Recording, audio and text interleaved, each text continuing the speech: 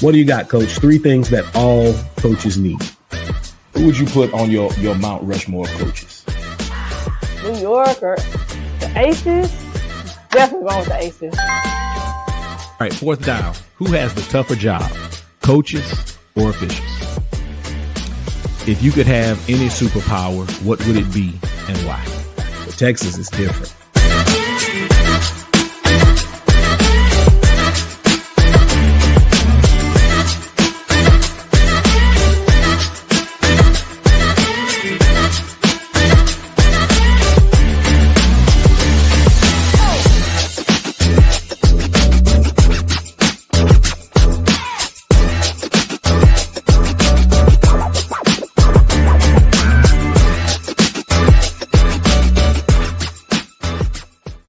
Coach, how you doing?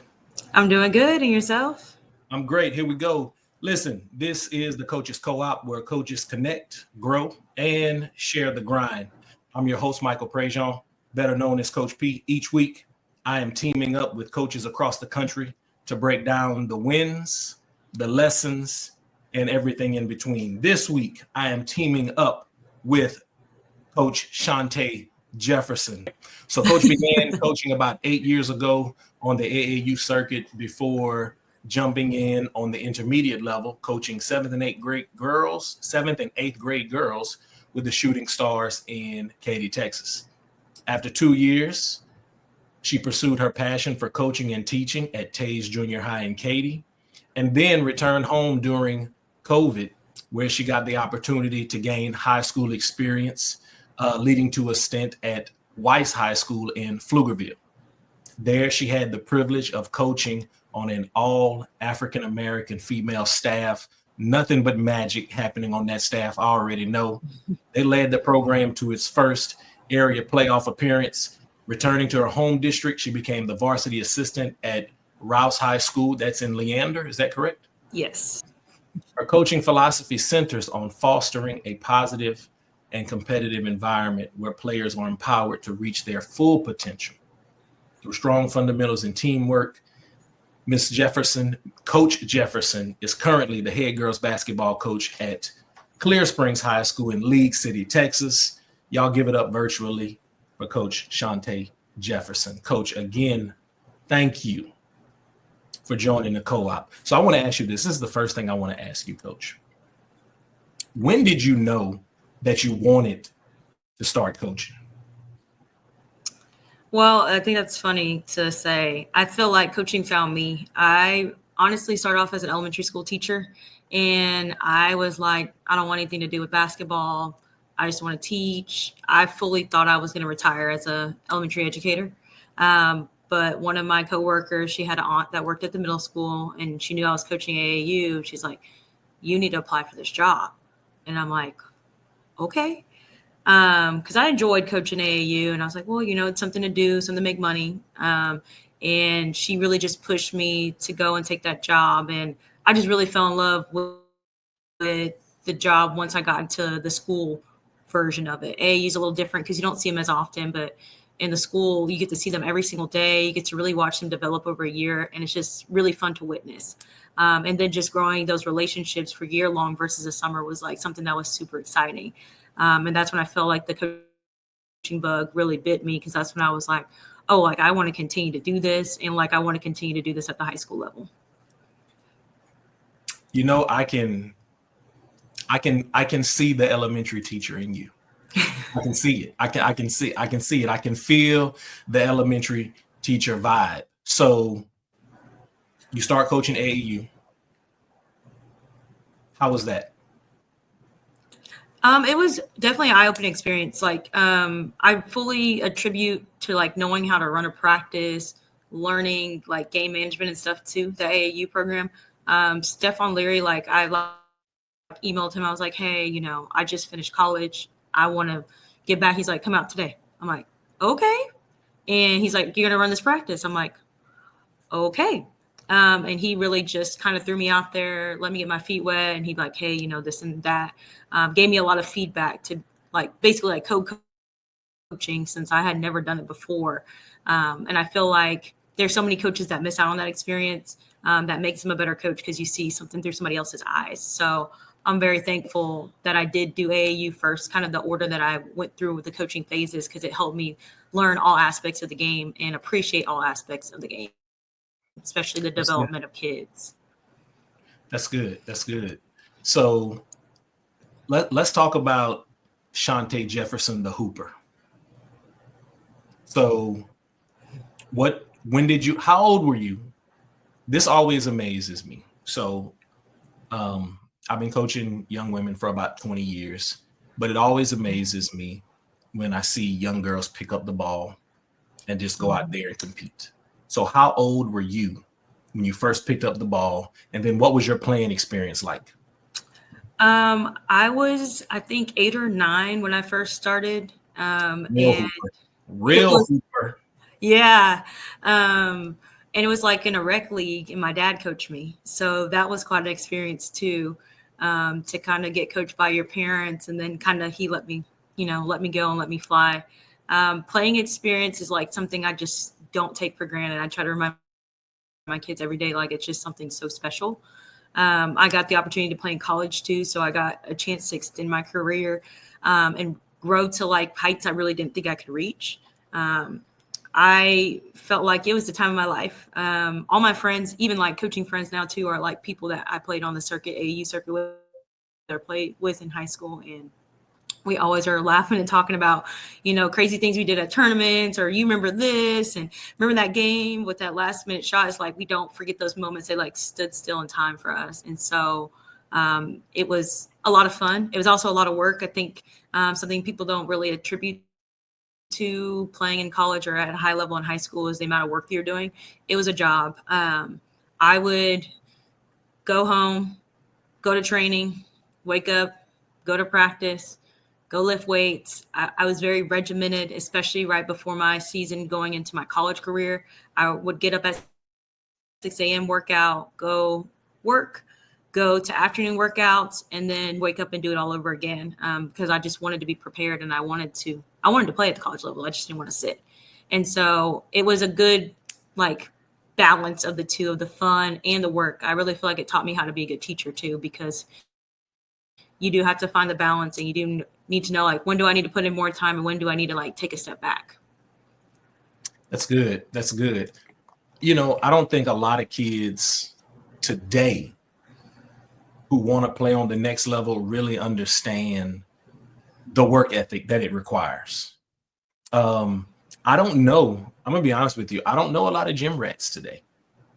I don't know a lot of kids who are, in the gym every time it's open, in the weight room every time it's open, or even asking. So that I'm hoping that if any kids listen or watch this, I'm hoping that some of your kids, right, some of my kids will listen to this or watch this and get to understand that it's a grind.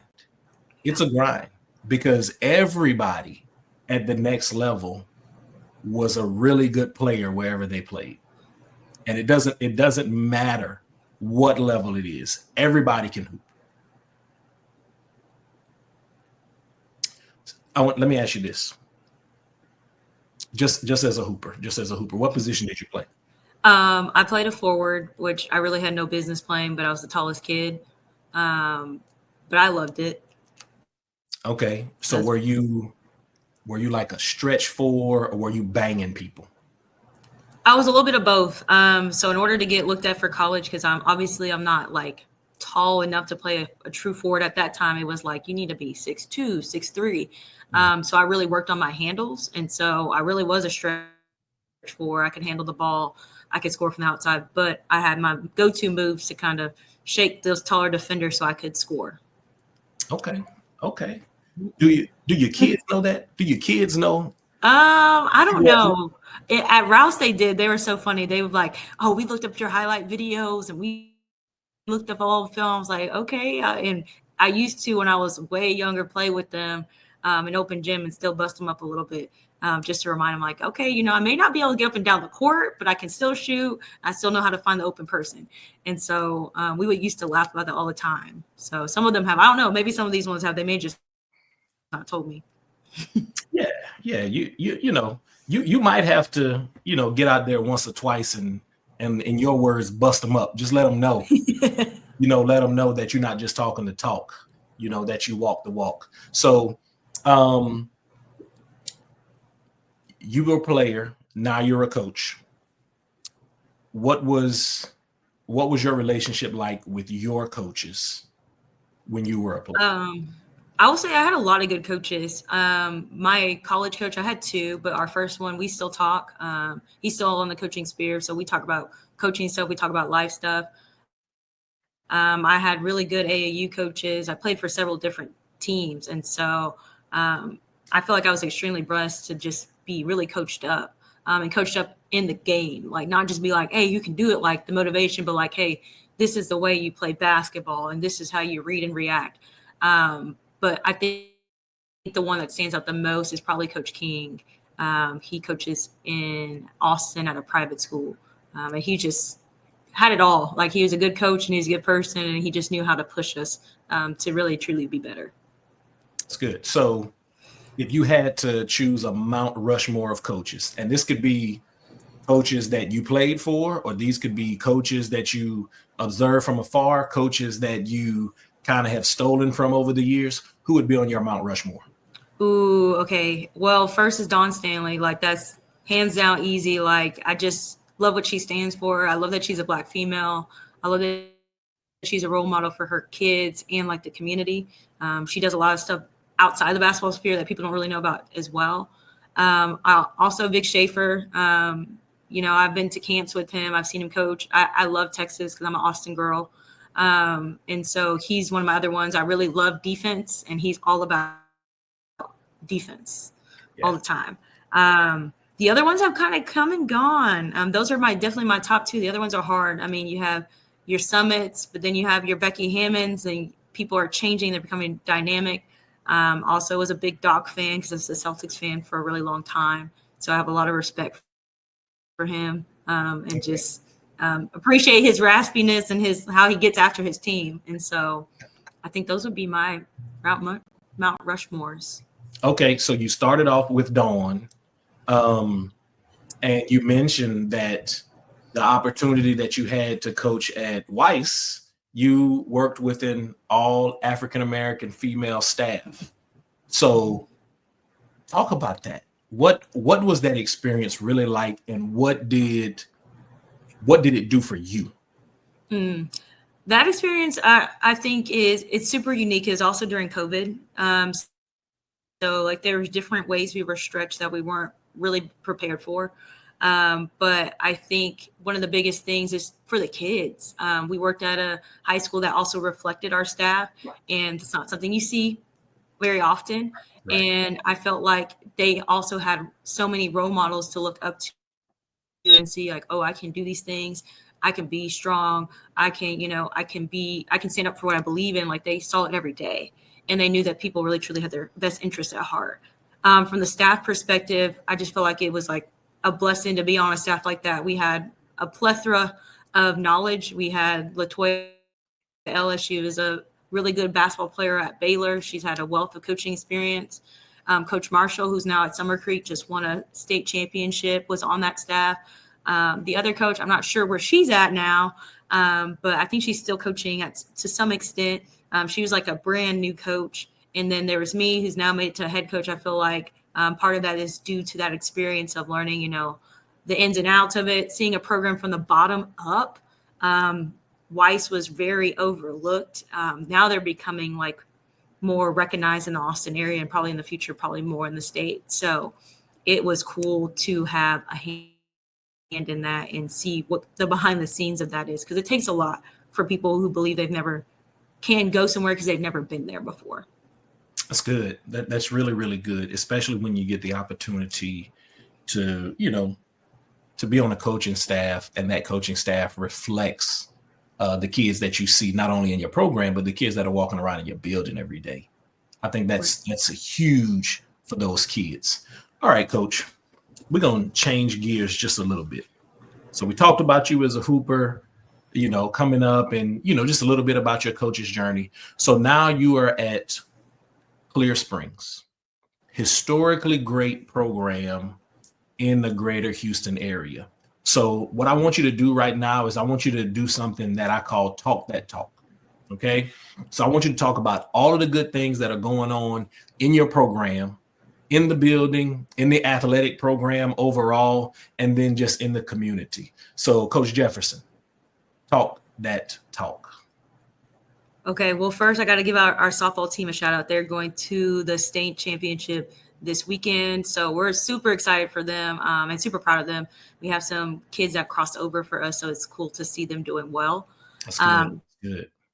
And obviously, a lot of our sports have done really well this year. Like Clear Springs is the place to be because of the athletic programs, but that's also because of the community support we have there. Our parents are really locked in and focused and kind of just willing to do whatever we need to do for the best interest of the kids. Some cool things we have happening in our program that we just kind of started and kicked off. We have a sideline supporter program. So basically, our kids were getting a chance to get to know each other more than just as a basketball player.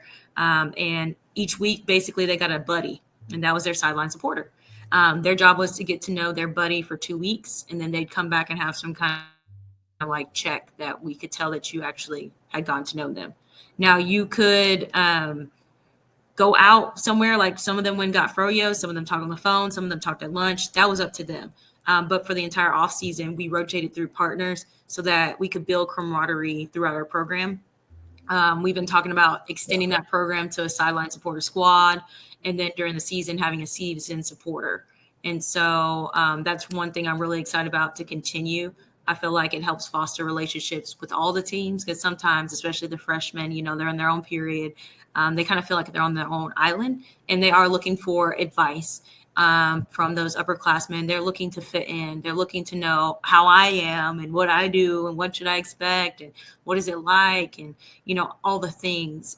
Something else we've also done is we had a leadership council this year. We've done a plethora of things. So we had a book study in the spring. We also planned a team bonding event in the fall, and then they went through their own lessons. And so they were able to kind of build up that wheelhouse of their own and start to find ways to kind of navigate leadership within your team. We're looking at extending that to all of our program next year. I just think it's important. All kids need to be leaders, and they need to learn how to be leaders and kind of given the space to try and fail to be leaders too. Because I feel like once you get a job, it's very high stakes leadership. And so the trying and failing has to be very pinpointed versus like on a high school team that gives you a chance to be like, hey, like, I know you were trying to get this point across, but this is how it actually came across. You can have those moments and redirect and it not hurt you to the extent it could in a job. And we just have some things going on this summer. I mean, we just try to offer everything for our kids. That's my big things. We talked about gym rats earlier, right? Mm-hmm, So I'm trying to build gym rats. We kind of piggybacked off the boys. We do this thing called the Breakfast Club. They go Tuesday, Thursday mornings. We go Monday, Wednesday mornings at 6 a.m. to 7 a.m. I set up the gun, cones. I let them work on whatever they want. We've been focusing on how to work yourself out in the off season. And so they've learned a little bit more like how that can go down. So they have that opportunity along with open gym and strength and conditioning. And then, some team bonding opportunities. But I think the Breakfast Club has been a game changer because it just gives them a chance to work on what they want to work on. And it's early. Like if you're in there, you are grinding. You're there, you're ready to work and you're doing it on your own. Sometimes people come in pairs, sometimes people come on their own. And so I think that's something really cool that we've added on. In the community right now, we're starting summer camp soon. So we're bringing in all our little ballers, softballers, basketballers, track stars, future chargers, and trying to get them excited about sports. It's super important for basketball, despite like the basketball climate, like it's so exciting. It's still like the decline in kids. And so we're excited to get out on the court next week and like try to build up that excitement for our community to get kids back playing basketball. I mean, we have like half the amount of kids try out for basketball as they do volleyball, and we are looking to change that in the future. Yeah, that is. I want to touch on that. So let me write a note here. But before we do that, Coach, that was excellent. Y'all got great stuff going on there. It is. People don't understand the grind that is high school athletics. right? So you talked about, Breakfast Club. So we do it, where I am as well. And it's, you don't have days off as a head coach. And that's the thing that nobody really realizes. So I want to come back to whatever I just said. I forgot it that quick. But you talked about the Leadership Council. So for someone who may be watching or listening, kind of talk us through how you built your Leadership Council in case somebody wants to replicate what you're doing there. And then I want to ask you about the book right after this. For sure. So I have to give a shout out to the football coach and athletic director in El Campo. It was really his program that I piggybacked off. He does it extensively. So if you're looking for very extensive, he has spreadsheets and stuff he's willing to share. I did it on a lower scale. Obviously, I took over the program this year, so I couldn't do the whole shebang. I was like, I'll pick a piece and work on it. But basically, we had the kids decide. I think the biggest thing nowadays, we know kids are different, is we got to foster who the kids believe in too, as hard as that is sometimes for us. Right. And so we had the kids nominate people from every grade level. So we had freshmen, sophomores, juniors, and seniors on the council so that every party was represented. And we would meet once a week to have some kind of leadership lesson. So we started off with like a survey about leadership where they felt like they were. We talked about the different types of leadership by leading by example versus like action-based leadership, which is where they really struggle. Like it's really easy to lead by example, right? Show up on time, do the right things, say the right things, but it's when the conflict happens and we have to take action of how we handle it. Yeah. Yeah, it's hard. I mean, we even role played, but it's still hard because it's your friends, right? And then we would go through different series. We had a little book that we followed too. It was a leadership book. I can't remember the title right now, but there's plenty out there to kind of build lesson frames from of topics that we know that they typically struggle with. And they would leave with some kind of homework. So if the next leadership meeting was about conflict styles, they would talk about what kind of conflict styles they feel like they had with their personal life, with their basketball life, with their family life. And then we'd start off the lesson by them talking. Because that's just how I am in my classroom. We always got to start talking to relate it to us before we start talking about the nitty gritty.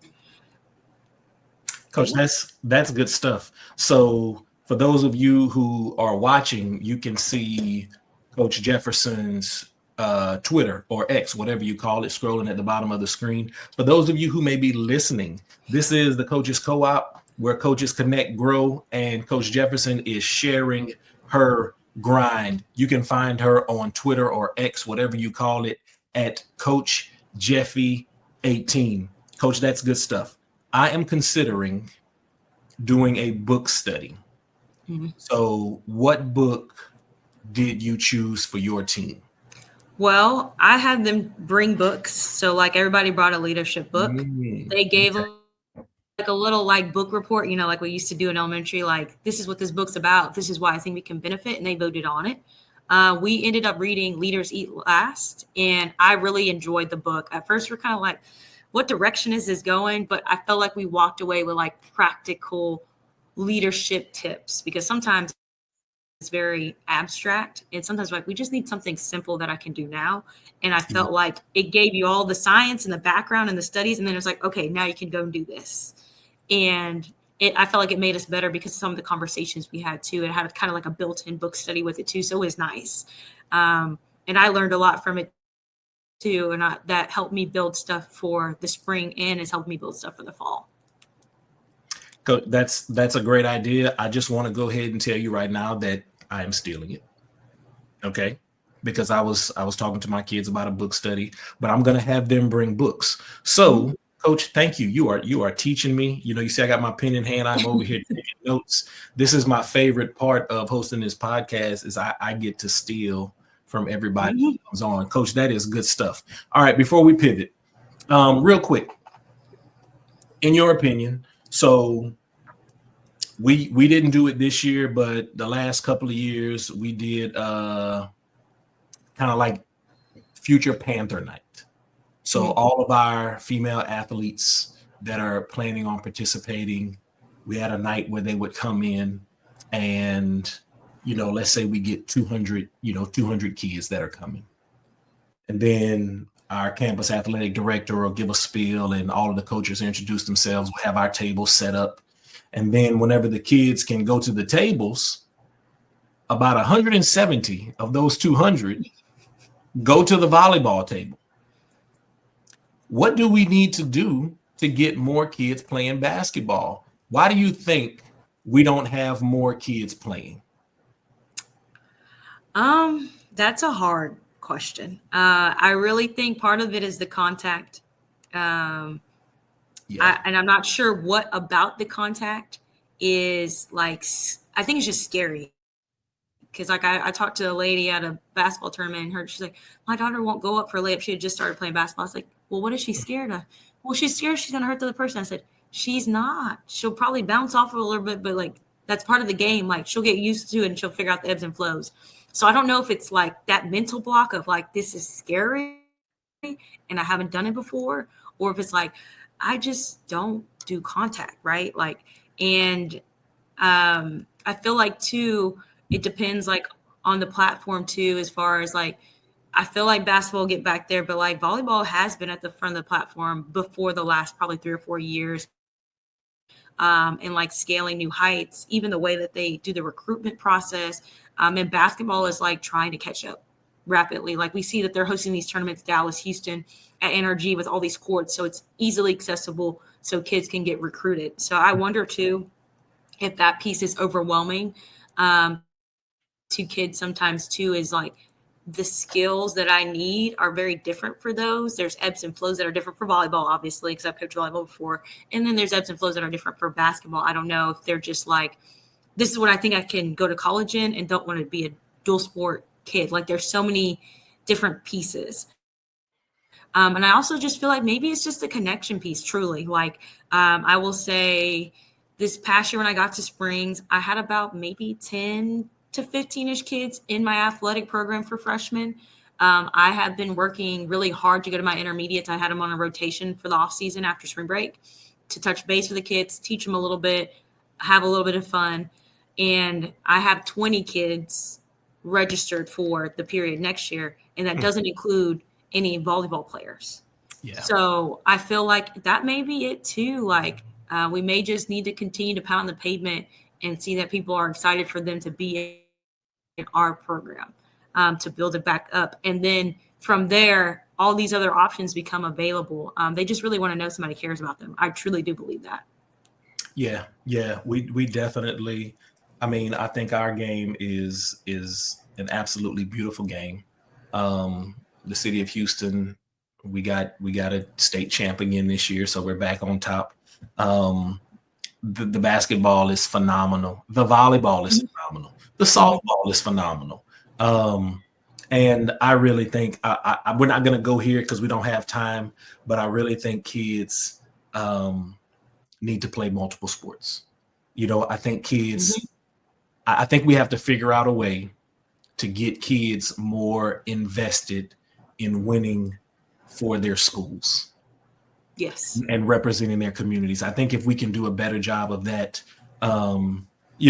then I think we can really, really have all of our programs all over the Houston area continue to be more successful. But we could probably talk about that all day. All right. So here we go, Coach. I do have a game, but we're not going to play it just yet. Okay. All right. If you could be anything other than a coach, what would you be? Oh, okay. Anything in the world. I might be like, at one point I wanted to be a House of Representative at one point, but then I also really like environmental studies. And so I was like going to be like a field scientist, but like, honestly, they pay the same and maybe less now. And so I was like, I like it, but not that much. But if like it had no rhyme or reason, then I'd probably do that. Okay. Very, very interesting. You have a lot of interests. Yeah. I liked learning. That's why I knew I was always going to be a teacher. I just love learning stuff. So yeah. I'm always dabbling in something new. Good stuff. What is the hardest thing about coaching that nobody knows? I really think the mental toll. I think people they think they have an idea of what weighs on coaches' minds, but they just really don't understand what exactly weighs on our mind. That can like not get off our mind until it's like fixed. Yeah. I'm very much so a perfectionist, and like I like to find the solutions to issues, and so my mind will run during the season. And so sometimes that weighs on other parts of my life because that inability sometimes to turn it off because we're constantly bombarded by emails, phone calls, practice, games, tournaments, buses, team bonding, team something, team dinner. There's always something going on. Even now, off season, intermediates, summer camp. So it's nonstop, and so our brain doesn't really know how to pause because we're nonstop. Okay. What about the easiest thing? What's the easiest thing about the job that nobody really knows? The easiest thing. Ooh. I don't know if anything's like super easy. I would say it's the easiest because it's the most enjoyable is like the coaching part. Like I feel like it's the smallest part of what we do, but like the funnest and most enjoyable part of what we do is like actually getting out there and like coaching and teaching. Like that's the cool part, the easy part, because it's like what our brain wants to do more than anything else, right? Yeah, and like you said, it's like the smallest part of what we do. Mm-hmm. Getting out there on game day is the smallest part. The easiest thing about the job that nobody knows is when I don't have to drive the bus and it's an away game, and all I got to do is get on the bus. Like the easiest thing. Okay, who has the tougher job, coaches or officials? It's hard because there's like less officials now too, right? And Yeah. so the climate and the atmosphere of these gyms has significantly changed. I will say that. I got out of AAU because it was so hostile that I felt like I wasn't safe. And so in the safety aspect, I think referees have us beat. We hear about referees being called to their car and they're just called all kind of names. And for tournaments, it's sometimes 12-hour days of being called all kind of names. Yeah. Now, they don't really take the brunt for the outcome all the time. The coaches take the brunt of the outcome. So that's what I feel like we have them beat in that category. It's like, okay, you go out there, ref one way or another, and then it's done. I go out there, coach one way or another, and it's not done. Whether it's good or bad, there's something that's going to go along with that regardless. And so that part they don't really have to deal with after that, unless they maybe run into the same team and there's an issue or something like that. Okay, that's a very good answer. Really good answer. We need more officials. If you love the game and you want to stay involved and you're not into coaching, we need more officials. So think about it. I've learned over the years to build positive relationships with the officials. Officiating can impact games, but there's not going to be a perfect officiated game. There's not going to be a perfect coached game. There's not going to be a perfect played game. So we got to do a good job of building positive relationships with our coaches and officials and teaching our families and fans, to respect our officials. All right, coach, it's game time. Are you ready? I'm ready. All right. This is right before we get into crunch time. So I'm just going to throw some phrases out there and you just tell me if you agree or disagree. Okay. Talent beats work ethic every time. Agree or disagree? Disagree, sorry. Okay. Parents are harder to coach than athletes. Sometimes. Okay. Film never lies, and that's the problem. Agree or disagree? Agree. Okay. Winning fixes everything. Agree or disagree? Disagree. Ooh. Team culture matters more than strategy. Agree or disagree? Agree. All right, last one. Social media has made coaching harder. Agree. Ooh. All right. Thank you for participating. See, Coach, real easy. Nothing too hard. Just, something that I whipped up real quick. Thank you for appreciating. I appreciate you for playing that game with us. All right, it's crunch time, Coach. We're down to about the last 5 minutes of this episode. So crunch time will go this way. It's going to be 3, 2, and 1. 3 in the key. 3 things that all coaches need. 2 shots. 2 of the foulest things you've experienced as a coach. And then the last one is and one thing. It can be anything that you want to share before we exit. So, Coach, we're going to start with 3 in the key. 3 things that all coaches need. What do you have for us? They need like camaraderie. Like we need other coaches. That's a big, big thing. I feel like the reason that I keep being able to move forward is because of like the coaching connections that I have and foster that have turned into friendships. And also like the mentors I have. Like I would not exist without them. That's good. My other thing is hobbies. I find that when we like talk about stuff, we're always talking about basketball because we're like mental gym rats, right? We're always in the gym. Yeah. And so finding something else to do, that's like when you said I try to learn about a lot of stuff. That's why, to take my mind off of coaching sometimes, like, I can learn this and do this and turn that off just for a little bit. And I think they just need like rest, like time to yourself, rejuvenation, so that they're able to keep doing the job. It is hard, but I feel like if you get the rest you need, whatever way that's with your family or on vacation, whatever, it keeps you motivated and it reignites the fire to want to continue to teach and coach and do all the things that come with teaching and coaching. Okay, good stuff. Those are 3 things that all coaches need. Now we're at 2 shots. And you have one thing here for sure, which might be worth 2. Okay, this is the first time I've seen this. Episode 16, and I've heard some foul stuff, but this is pretty foul. What you got for us right here, Coach? 2 of the foulest things. Number 1 definitely is like a parent was trying to hunt me down after a game this year. They were not happy with playing time, although that is not the protocol. But thankfully that was like de-escalated because I ended up being somewhere where I'm usually not. So they weren't able to find me. But it definitely like made me think twice, like maybe not. Maybe this may be a little too much. I think the other one that now that I'm kind of thinking too was actually back when I was at intermediate, I got an email that telling me how I should be rotating my kids, what I should be doing, even though we were winning. They just were not playing all the time. So the email of this is what you should be doing, tell me how to coach. I was like, oh, okay. Thank you for that feedback. I'm just going to count to 7. Breathe. That's my new strategy, counting to 7 and breathing. Yeah, I have to I tell my kids this. I have to remind them quite often that we're professionals.